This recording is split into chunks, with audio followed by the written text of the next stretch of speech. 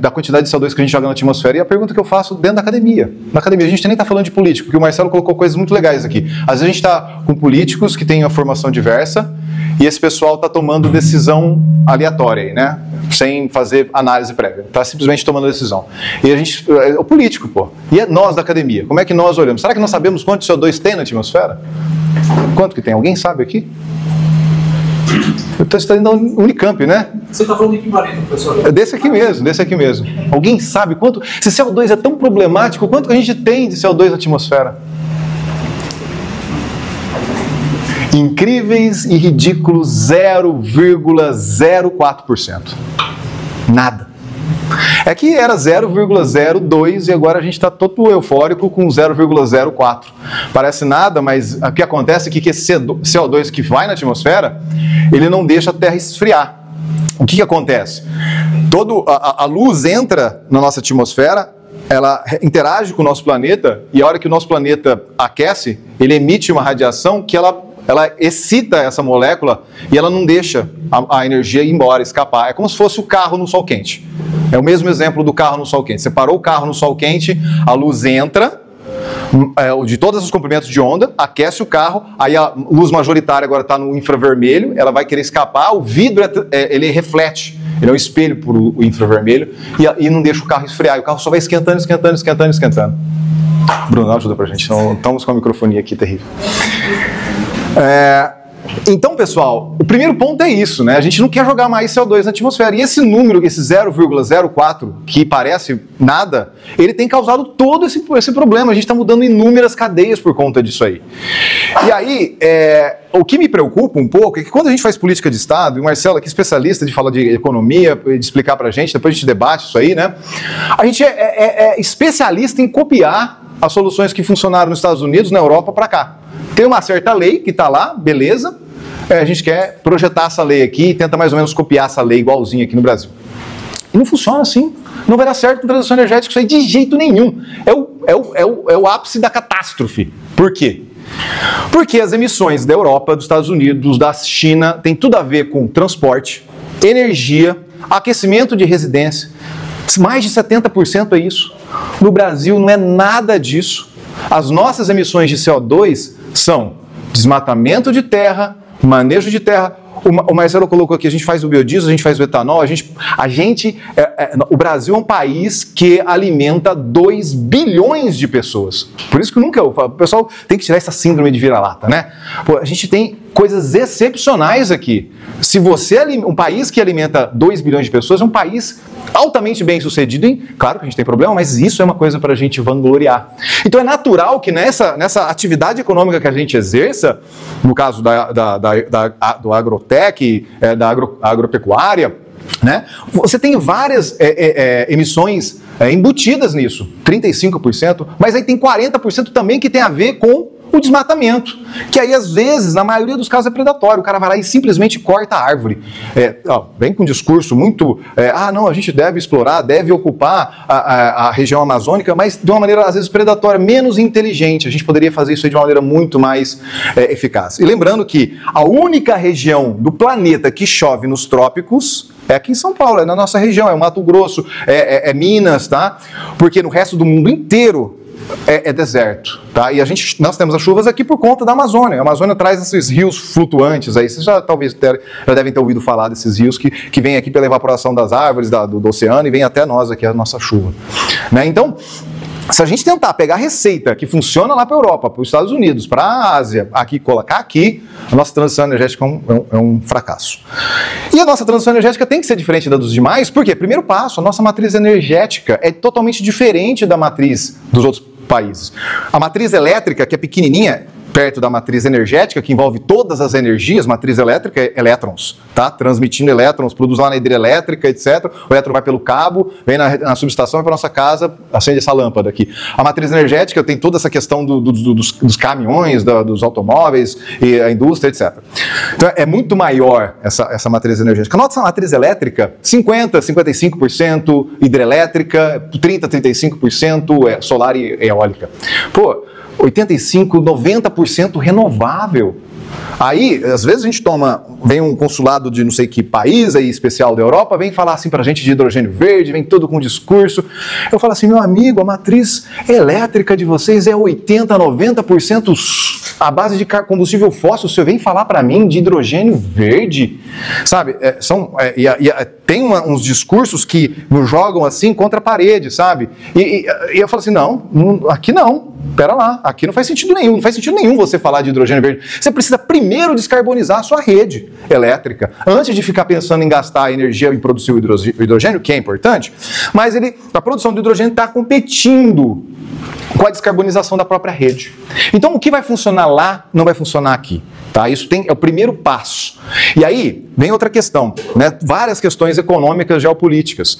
A China sofrendo sanções, problemas sérios de entrar na Europa, nos Estados Unidos, né? E aí vem com um monte de veículos elétricos que tem a produção continua, as fábricas continuam crescendo lá, e vem colocar vários veículos elétricos aqui, e a gente não pode ir na falsa ilusão que um carro elétrico é a solução para a nossa melhoria na nossa transição energética entre a nossa sociedade que emite o que emite para uma que emite menos. Por quê? Porque nós temos várias alternativas, tá? Quando você pensa em mobilidade, você pensa em etanol, você pensa em biodiesel, você pensa também em biogás, vários outros. E esses caras vão descarbonizar o quê? 10% das emissões de CO2 do Brasil. Então é como se a gente tentasse olhar um problema complexo. O problema é grande. E a gente está atacando o quê? Os 10%. Olha que loucura. A gente vai e ataca os 10% ao invés de olhar a grande fatia. Onde está a grande fatia? Está no desmatamento. Porque eu vou lá e corto a árvore, aquela árvore que tinha fixado o CO2. Como é que uma árvore cresce? Você tem o CO2 na atmosfera, essa pequena concentração que eu falei, tem água no chão, aí você mistura o CO2 com a água, a planta com a luz solar forma a glicose. A glicose é um bloquinho estrutural, como se fosse um Lego, que vai fazer a planta crescer, e essa planta vai capturando CO2 da atmosfera. Então quer dizer, nessa brincadeira que eu fiz aqui, se eu saísse plantando árvores adoidado, eu resolvi o problema. Verdade. Em partes é verdade. Por quê? Primeiro, que eu vou capturar um monte de CO2 da atmosfera. Só que não é bem assim, né? Primeiro que plantar árvore não gera o PIB, não movimenta o PIB, e isso aí é um problema muito sério que a gente tem. Mas não é só isso, e não é só essa questão, não é só ironia, é uma questão séria, porque eu vou começar a plantar árvore, vou começar a capturar, e eu vou precisar de toda a área cultivável que eu tenho no Brasil 3 vezes para zerar as emissões. E aí depois eu continuo emitindo. Então, se eu não transicionar do uso do combustível fóssil para um combustível que não, uma geração de energia que não emite, eu vou ficar refém disso, porque eu vou ficar plantando árvore e não vou ter local para plantar essas árvores. Então, plantar a árvore ajuda muito. Não mexe no PIB, mas ajuda muito. Mas também não resolve o problema. Então, a gente precisa de tecnologias importantes. Então, com certeza a mobilidade é um ponto fundamental. O Brasil vai fazer essa transição, principalmente porque a máquina china vem trazendo os painéis fotovoltaicos, as turbinas eólicas e os carros elétricos de uma maneira, um preço que nunca se imaginou ter, né? Tão baixo como está. Embora o preço do veículo elétrico pareça ser tão caro, mas ele ainda é impensavelmente baixo se você modular um negócio, tentar colocar um negócio desse de pé aqui no Brasil. Você vai ver como que os caras vendem em grande volume, em preço baixo. A Europa não consegue competir. Ô Gustavo, não tinha te visto. Tudo bem?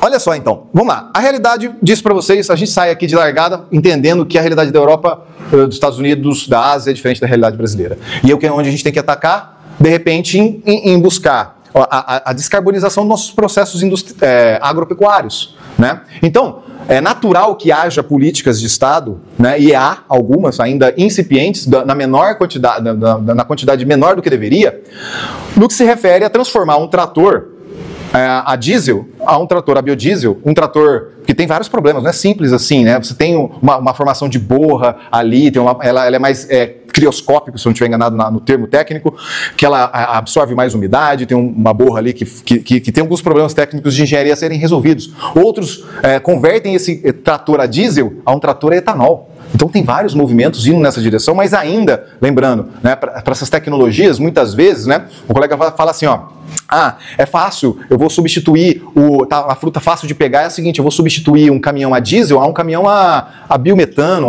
a combustível a gás. Mas onde tem gás, meu amigo? Onde tem gás? Um frotista que compra 100 caminhões, ele não ganha dinheiro só com frete.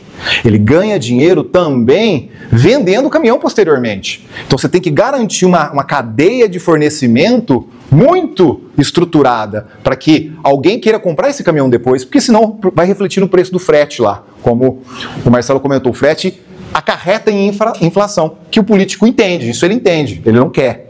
Tá? Então, o que eu quero dizer? Nós temos que entrar em frentes que faz sentido para o Brasil, né? E aí, frentes que fazem sentido para o Brasil uma das frentes mais importantes hoje são as baterias. E por isso que eu queria falar um pouco sobre elas, para não tomar um tempo absurdo também de vocês e deixar vocês acordados aqui. Primeiro passo. Por que bateria é importante no que se refere à transição energética? A gente nunca vai pensar em controlar emissão, desmatamento com exército, com helicóptero, com pessoas ali olhando a Amazônia. A Amazônia é absurdamente gigante. Eu estava num voo indo para o Citenel, que é o Congresso de Eficiência do Setor Elétrico, lá em Manaus, e de repente eu estava passando pelo Rio Amazonas e parecia um mar, de tão largo que o negócio é. É praticamente impossível você imaginar que alguém vai conseguir controlar aquilo ali a olho nu. Então você pode usar o satélite da China, do Elon Musk, e tentar falar, pô, eu vou controlar o meu desmatamento, né, na Amazônia por conta disso. Cara, se depender da China e do Elon Musk para cuidar da floresta, é uma coisa assim de soberania nacional, assim, é um tiro. Um cara das Forças Armadas, da Marinha, da Aeronáutica, ouve isso aqui, ele tem um ataque, porque assim, gente, não é possível que nós não conseguimos colocar um satélite lá no céu, que tem que ter bateria, porque ele vai funcionar com placas fotovoltaicas, né? Só que ele é geoestacionário, ele vai ficar na sombra, na sombra da Terra, no período que a Amazônia for à noite, né? Então ele precisa ter baterias ali. Eu não vou trocar a bateria desse satélite. Então existe um nicho muito específico de baterias que precisam ser produzidas. E não tem chance nenhuma da China, da Europa e dos Estados Unidos vender bateria para o Brasil colocar em satélite. Porque satélite é usado para defesa. E as guerras são batalhadas hoje com drones. Satélites, drones são estratégicos na transição energética, na defesa, né? E a gente está olhando para a transição energética, somos um país pacífico, temos muito pouco histórico de guerra, mas mesmo assim temos extrema dificuldade. Se nós pegamos baterias para colocar em satélites nossos, nós pegamos baterias de gerações muito inferiores, né? As que estão assim, no top tier, no momento, né? Vamos dizer, eu quero uma bateria que tenha uma capacidade muito mais alta, e a bateria, só para vocês terem uma ideia, eu vou falar um pouco disso aqui rapidamente na apresentação. Em 2012 eu comecei a estudar bateria. Em 2012, a gente olhava assim, ó, $850 por quilowatt-hora de bateria, custava uma célula de bateria, uma célula daquela que vem no celular, tá? $850. O cara mais otimista, assim, o cara que a gente chamava de jogava pedra na lua, falou, isso aí nunca vai acontecer. $100 por quilowatt-hora. O cara imaginava que em 10 anos para frente, 2022, ia custar uma célula individual. Pois 2025, que nós estamos, custa $50 por quilowatt-horas, não a célula, mas o sistema, que custa 3 vezes mais. O sistema, a gente está falando de módulo, está falando de MS, de BMS, toda a parte de incêndio, de controle, que custa pelo menos 3 vezes a mais do que a célula individual. Então, o que aconteceu foi que a China entrou na jogada e fez uma espiral deflacionária. Então eu vou fazer baterias melhores. Aí eu coloco no iPhone, aí eu coloco no meu MacBook, eu coloco no Dell, eu coloco nos carros. Porra, eu estou produzindo mais carro porque as pessoas estão comprando mais carros, mais aparelhos eletrônicos, e eu produzo mais baterias. Então existe uma demanda por bateria melhor, e eu coloco nesses dispositivos, esses dispositivos as pessoas desejam mais, e aí vem esse ciclo virtuoso e o preço vem caindo. E aí eu falei, beleza, então acho que faz todo sentido, né? Nós começarmos a olhar a nossa transição energética, pensar em fotovoltaica, porque tem demanda, pensar em turbina eólica, porque tem demanda, e pensar em bateria. Aí a gente olha a questão econômica. A questão econômica a realidade é que os instaladores de fotovoltaica estão sofrendo muito, o pessoal do setor eólico está tomando pancada atrás de pancada, tomando bilhões de prejuízo, então a gente tem que instalar a bateria, porque é a bateria que vai segurar e deixar essa coisa que está com um tal de curtailment, que é o negócio que a gente não pode jogar a energia na rede, porque não tem a oferta e a demanda não casa. Eu produzo uma certa quantidade, mas não posso jogar na rede porque não tem indústria no nosso país, né? Lembrando que a nossa taxa de juros aí para segurar a inflação é 15%, então a nossa indústria está sempre tomando um dinheiro caríssimo, que está sofrendo, está angustiada, aí a gente não consegue crescer a indústria não consegue usar essa energia.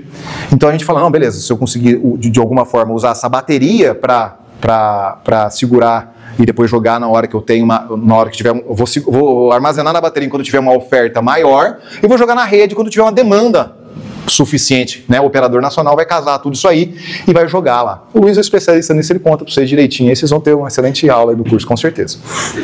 Né? Então faz todo sentido isso. Quem é a grande bateria do Brasil? Né? A grande bateria do Brasil é a bacia da hidrelétrica. A bacia da hidrelétrica segurou tudo isso, pagou essa conta até agora. Mas está sofrendo, está reclamando. Nossa organização tarifária, aí vocês devem ter ouvido falar ou vão ouvir ainda aqui, ou podem pesquisar. É uma coisa de puxadinho, você vai saindo puxando, arrumando e aí é aquele negócio, né? Você tem uma coisa meio Frankenstein aí, né? Uma conta que tem um monte de tarifas e aí puxadas, né? Então, onde eu quero chegar? Existem 2 nichos para baterias hoje. O primeiro nicho é um nicho extremamente nichado mesmo, muito pequeno, específico, satélite, vou colocar lá em drone, vou colocar num negócio que tem alto valor agregado. Nenhuma indústria vai segurar e vai pagar a conta de se manter, tá? Na China tem 1.000 fábricas de bateria e as 100 primeiras estão produzindo mais de 1 milhão de células por dia. 1 milhão de células por dia. É um absurdo. Essa não é a bateria que vai no satélite. Jamais. A fábrica tem que produzir em volume para ter um preço competitivo. A bateria que vai no satélite, ela tem que ser subsidiada pelo Estado. Não tem outro jeito, Ela vai ser cara por muito tempo e talvez ruim no começo, mas depois ela pode ser uma fábrica totalmente automatizada, sem ser humano, que a bateria pode durar muitos ciclos, porque eu quero levar a bateria top de linha lá no satélite para o sistema geoestacionário, eu não quero nunca mais eu não vou conseguir trocar a bateria do satélite. Então, se ela rodar, por exemplo, 20 mil ciclos, a bateria hoje boa, na China rola 3.000, 4.000 ciclos. Com a automatização das fábricas, nós estamos indo para 10.000 ciclos. Pensa que um ano tem 365 dias, se eu estou falando de 3.650 ciclos, né, eu estou falando de 10 anos. Tá? 10 anos de bateria. Então, se eu estiver trabalhando aí com, 36 mil ciclos, estou falando de 100 anos de bateria. Eu quero chegar em 10, talvez 20 mil ciclos para 50 anos. É isso que a bateria vai chegar, as projeções de futuro vai chegar. Por que vai chegar nisso? Porque a bateria é totalmente automatizada. No passado, você tinha 3.000 funcionários por gigawatt-hora de fábrica para produzir 1 giga de bateria. Hoje você tem 30 funcionários, são 2 ordens de grandeza. A fábrica é totalmente robotizada, tá? Isso faz com que não tenha ser humano lá dentro, a fábrica seja livre de umidade e etc. Então, essa fábrica que vai fazer um negócio desse totalmente robotizado, automatizado, e vai vender pouco, porque vai ter uma qualidade extremamente superior, não vai conseguir competir economicamente com as baterias chinesas, ela não dá lucro. Ela não dá lucro, ou seja, é extremamente nichado. Agora eu vou fazer, então, vamos olhar o outro cenário, o cenário onde eu coloco no veículo elétrico, eu vou colocar lá no sistema, no Battery Energy Storage System, o BESS, né, que vai trabalhar com a fotovoltaica, a turbina eólica. Ali não, ali é volume, ali é pauleira, ali eu estou competindo com as 1.000 fábricas da China.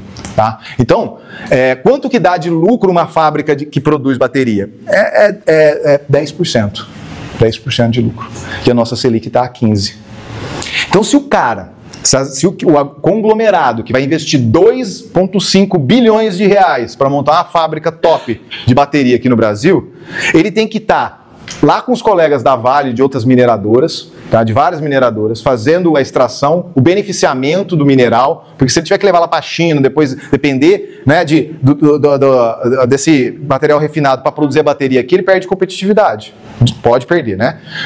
Se ele não dominar toda a cadeia. Então ele pode não ganhar dinheiro com a bateria, ou ele pode ganhar dinheiro com a mineração, ou ele pode ganhar dinheiro com o BESS, ou ele pode ganhar dinheiro com a inteligência artificial que vai manejar a energia entrando e saindo do sistema, com resiliência, com serviços ancilares. São várias formas de monetizar a bateria. Com a venda do veículo elétrico, a venda de outras coisas, né?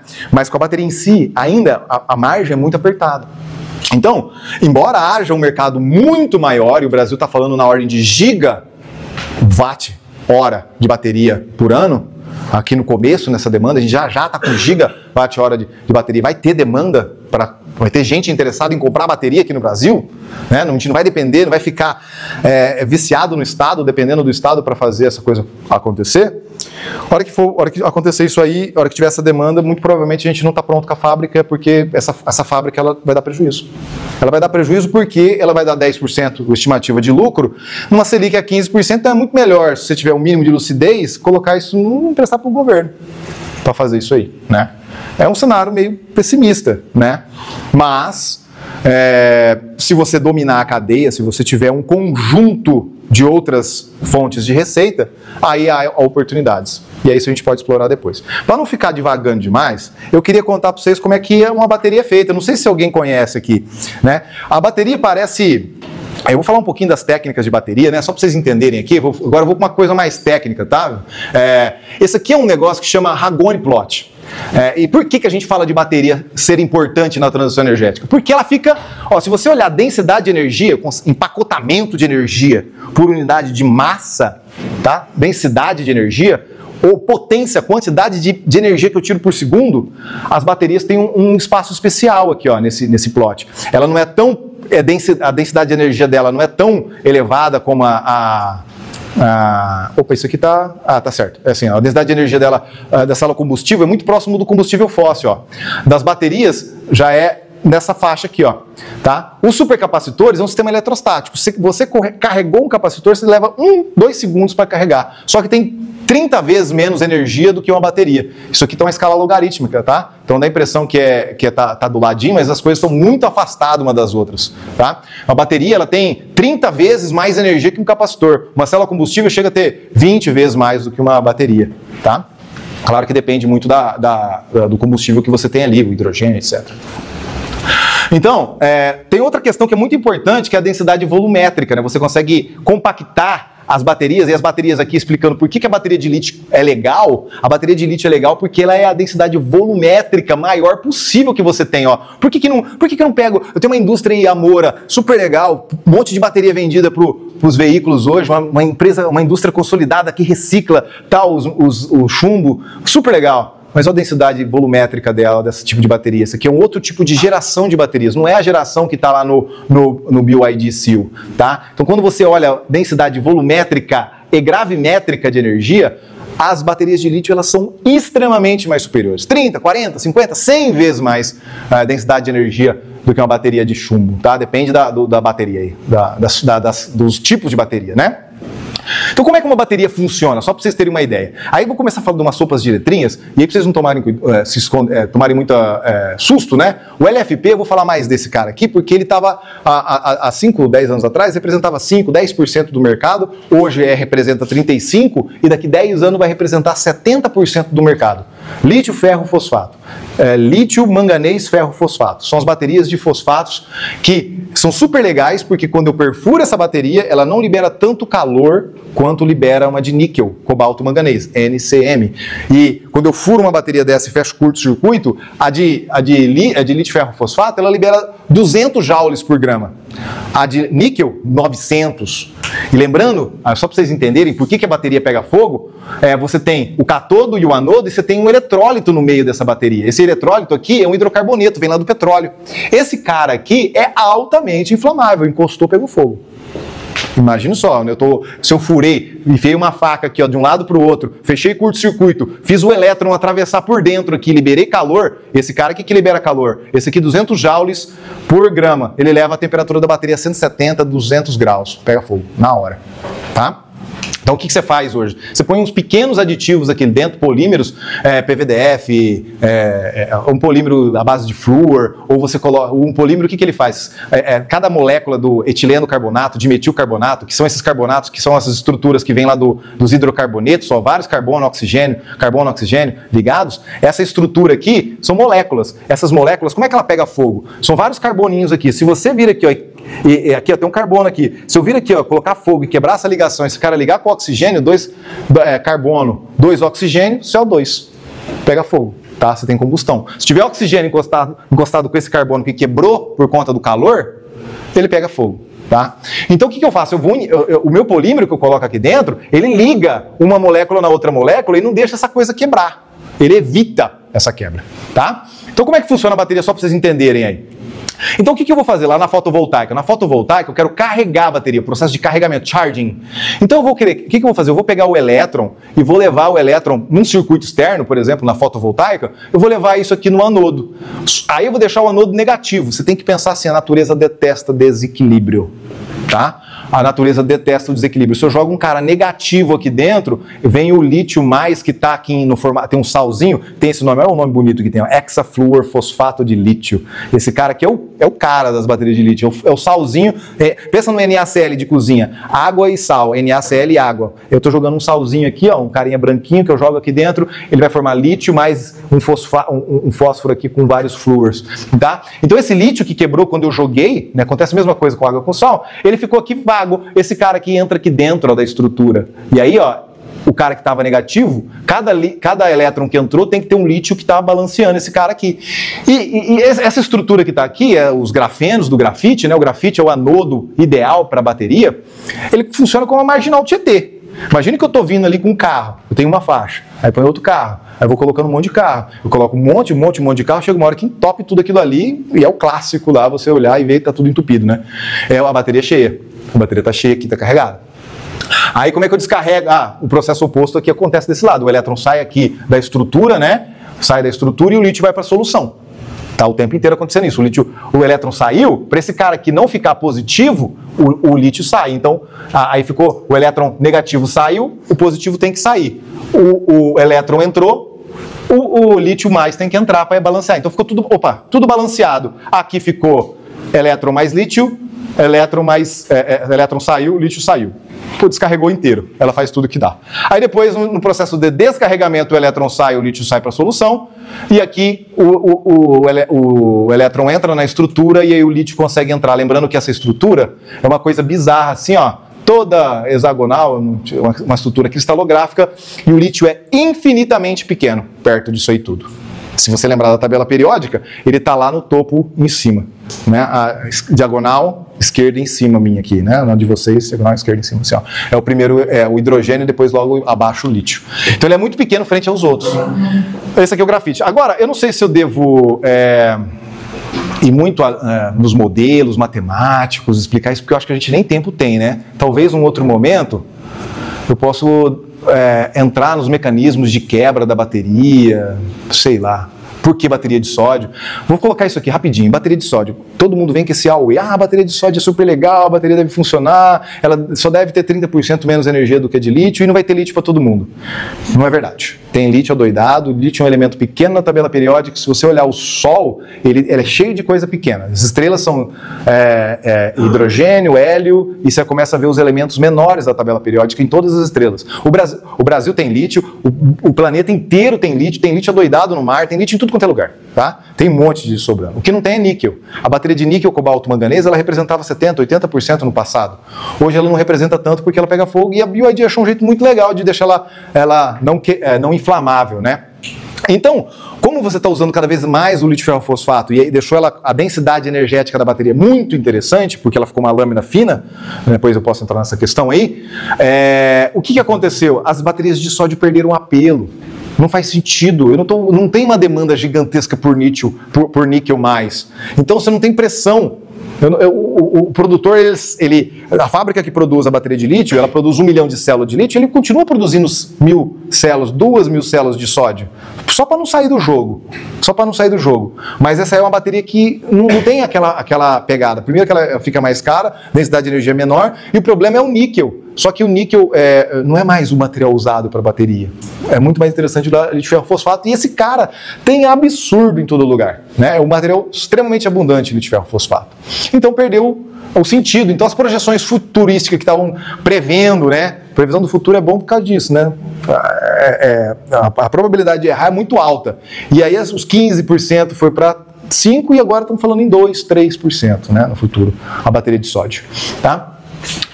Ah, tem toda uma estruturação de mercado, isso aqui é a história que eu falei, agora vai ter um tal de passaporte de bateria, e aí isso aqui envolve toda a cadeia de reciclagem das baterias que está sendo crescida na Europa, todas as baterias vão ter um QR Code para a gente levar esse QR Code junto com a alma da bateria, como se fosse uma impressão digital, e então todas as baterias que forem produzidas aqui no Brasil não tem fábrica ainda, mas no mundo, onde tem fábrica, deve incorporar material reciclado gradativamente, com um certo percentual, tá? Eu não vou alongar mais, eu quero abrir para a gente discutir, senão acho que não sei se tem tempo. Aí tem um monte de outras coisas que a gente pode falar aí no meio da conversa. Vai lá.